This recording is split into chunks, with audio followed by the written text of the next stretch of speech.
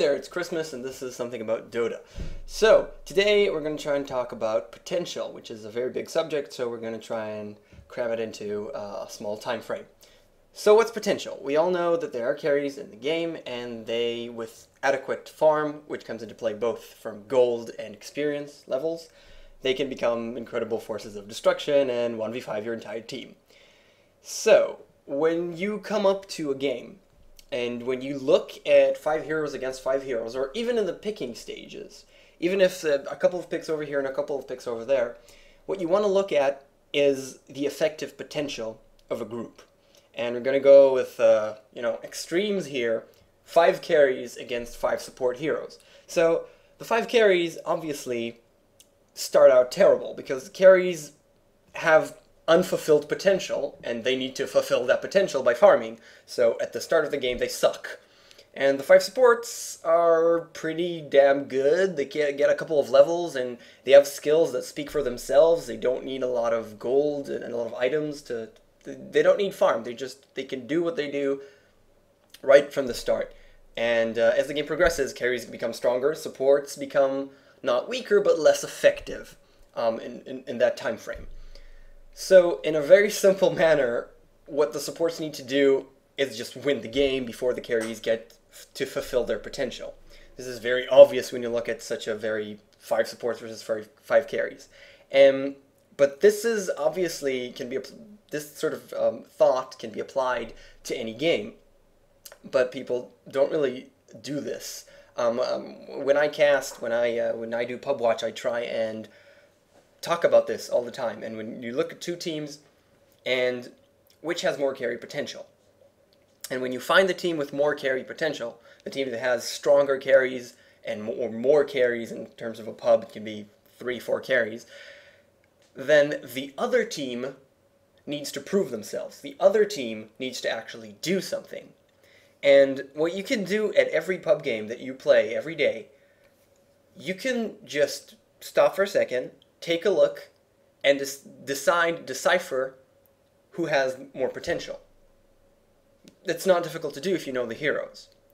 Now, the thing is that this can tell you how to play. This can tell you, okay, they're going to get much stronger if we wait 15 more minutes. Let's go with 5 and just push. And in most cases, your opponents can't do anything. If they have 3 carries and you have 1 and he's okay, decently farmed, if you go 5 heroes and just push, they won't be able to do anything about that, because they have unfulfilled potential as the carries. They can't do anything, and sometimes, just 1 carry will be farming, and then it's a 5v4, so it's even a simpler solution. So you need to just take a look and think, what will happen in 20 minutes if the game progresses? It doesn't matter if whatever may happen. I mean, maybe you'll gank the carry a ton and he won't actually fulfill his potential that well. But the longer you wait, the stronger he's going to get, even if it's by a little. And the turning point that I like is 35 minutes. I'd like to say that 35 minutes, if the team with less carry potential doesn't get some substantial ground, and substantial ground is Arax in most cases, a serious push into the actual base, then the situation is going to just start flipping over. So look at who has more potential. And if you have the more potential in terms of carry, play defensively. Turtle up. And just let your carries farm. And the other way around, if they have more carry potential, just start freaking pushing as a 5-man team, and they can't do much because they kind of suck right now.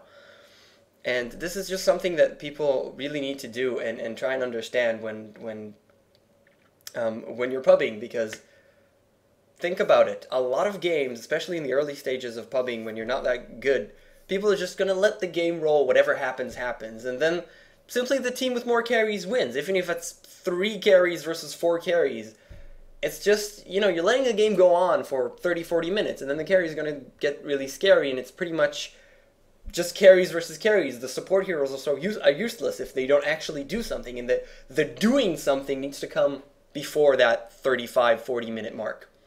And then you'll discover that support characters are much more important in pubs in any real team than the carries. So that's my thoughts about potential, and this has been something about Dota. And I guess happy holidays, Merry Christmas, Happy Hanukkah, Merry Kwanzaa, whatever. Yeah.